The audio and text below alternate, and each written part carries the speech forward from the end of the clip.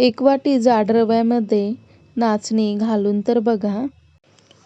खूप सारे लोह, कॅल्शियम या नाचणीमध्ये असतं आणि नाचणी ही मुळात खूप शरीरासाठी चांगली असते. नाचणी खाल्ल्यामुळे रक्ताची कमतरता भासत नाही किंवा कॅल्शियमची कमतरता देखील शरीरामध्ये भासत नाही. तर दैनंदिन जीवनामध्ये नाचणीचा वापर सतत केला पाहिजे. चला तर मग आपण रेसिपीला सुरुवात करूया. माझं नाव करिश्मा माने. मानेच रेसिपीमध्ये आपल्या सर्वांचं स्वागत आहे. इथे मी 1 वाटी जाड रवा घेतला आहे. तर इथे बरोबर 1 वाटीचं मेजरमेंट घ्यायचं आहे आणि 1च वाटी रवा घ्यायचा आहे आणि त्याच वाटीने पाऊण वाटी एवढी नाचणी घालून घेतली आहे या रव्यामध्ये. तर नाचणी आणि रवा हाताने असं मिक्स करून घ्यायचं आहे. नाचणी आणि रवा मिक्स करून घेतल्यानंतर आपल्याला मिक्सरच्या भांड्यामध्ये याचं बारीक असं दळून तयार करून घ्यायचं आहे. तर इथे बघू शकता मिक्सरचं भांडं घेतलं आहे छोटं आणि त्यामध्ये रवा आणि नाचणी एकत्रितपणे घालून त्याची बारीक अशी पावडर तयार करून घ्यायची आहे.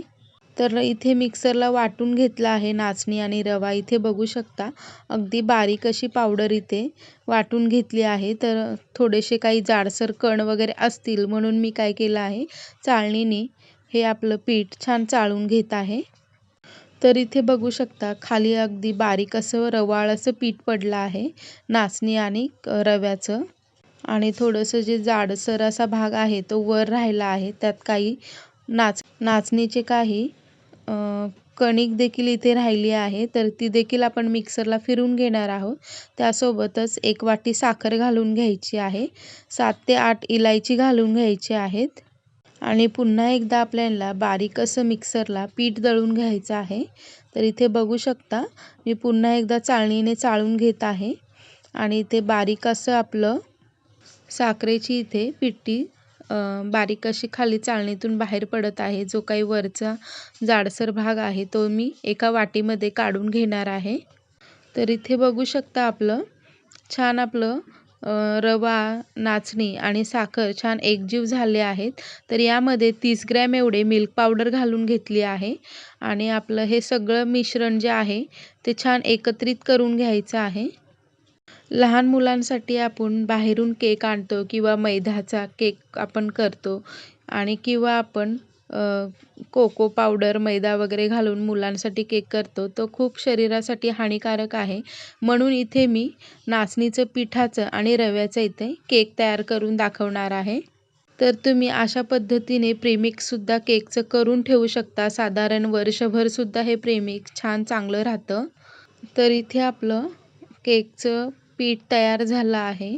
तर मगाशी जो काही चाळणीमध्ये जरा जाडसर भाग उरला होता ना, साखरेचं कण वगैरे, त्यामध्ये मी 2 ते 3 चमचे एवढे कोमट दूध घालून भिजत घालून ठेवलं होतं आणि ते छान भिजलं होतं म्हणून मी तेच दूध यामध्ये वापरलं आहे आणि साधारण पुन्हा एक अर्धी वाटी दूध इथे वापरलं आहे.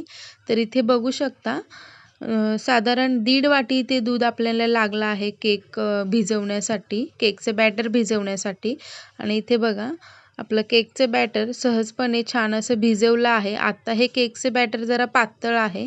तर यामध्ये ना 4 चमचे तेल घालून घ्यायचं आहे आणि पुन्हा एकदा आपल्याला याला छान तेल मिक्स करून घ्यायचं आहे या केकच्या बॅटरमध्ये.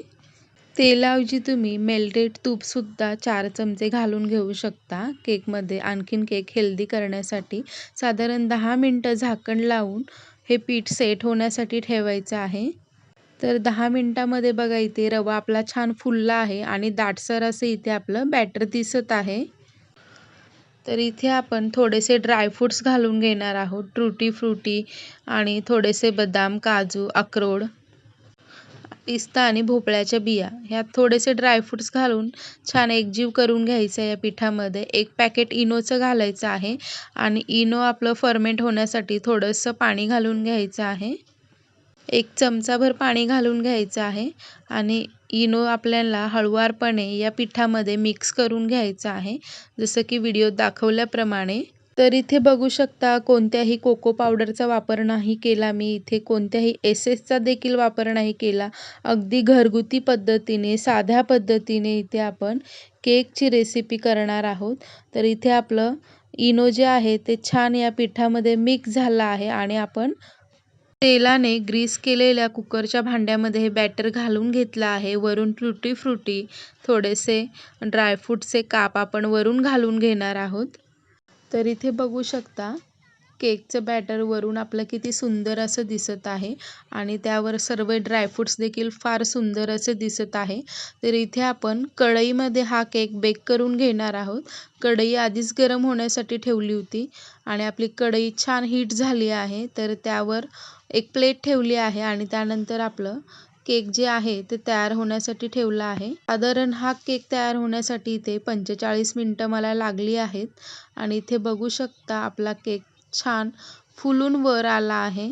तर चाकूसुद्धा मी टोचून दाखवते. चाकू आतपर्यंत क्लीन असा लागत आहे. सगळ्या बाजूने आपला केक जो आहे तो छान असा बेक झालेला दिसत आहे. तर मी जरासुद्धा चाकूच्या कडा देखील सोडल्या नाही. केक व्यवस्थित आपला आपणच टॅप करून झाल्यानंतर इथे बघू शकता आपल्या आपणच तो केक खाली आला आहे. कुकरच्या भांड्यातून सहज असा केक आपला निघाला आहे. तर इथे बघू शकता जरासुद्धा करपला नाही. 40 ते 45 मिनिटं केक बेक होण्यासाठी जी लागणारी वेळ आहे ती अगदी योग्य वेळ आहे. सुरुवातीला 10 मिनिटं गॅस मोठा ठेवायचा आहे आणि त्यानंतर पूर्ण लो फ्लेमवर गॅस आपला ठेवून केक बेक होण्यासाठी ठेवायचा आहे. तर इथे केक बघा मी कट करून देखील दाखवते. किती स्पॉन्जी असा झाला आहे, खूप जाळीदार असा झाला आहे आणि केकला रंगही देखील खूप सुंदर आला आहे. तर इथे बघू शकता तुम्ही आणि किती जाळीदार आपला केक तयार झाला आहे. इतका केकचा सुवास सुंदर येत आहे ना, कोणत्याही एसेसचा वापर न करता फक्त आपण इलायची घालून घेतली आहे. इलायचीचा फ्लेवर एवढा सुंदर या केकमध्ये उतरला आहे ना, अशा पद्धतीचा तुम्ही जर केक करचाल ना, तर बाहेरचा केक तुम्ही कधीच मागवणार नाही. घरच्या घरी घरच्या साहित्यातून झटपट असा केक तयार होतो. चवीला हा तितका टेस्टी आणि खूप हेल्दी अशी रेसिपी आहे. तर रेसिपी आवडली असेल तर चॅनेलला नक्की सबस्क्राईब करा. जर व्हिडिओ खूप जास्त आवडला असेल तर जास्तीत जास्त लोकांपर्यंत नक्की शेअर करा. माने रेसिपी सोलापूरचे व्हिडिओ आवडत असेल तर चॅनेलला एक लाईक नक्कीच करा आणि कमेंट देखील करायला अजिबात विसरू नका. तर या न्यू इयरला तुम्ही ही रेसिपी घरी नक्की ट्राय करा. खूप हेल्दी आणि टेस्टी रेसिपी आहे. तोपर्यंत सगळ्यांनी मस्त मस्त खा आणि मस्त मस्त राहा. तर पुन्हा भेटूया अशाच नवनवीन व्हिडिओमध्ये.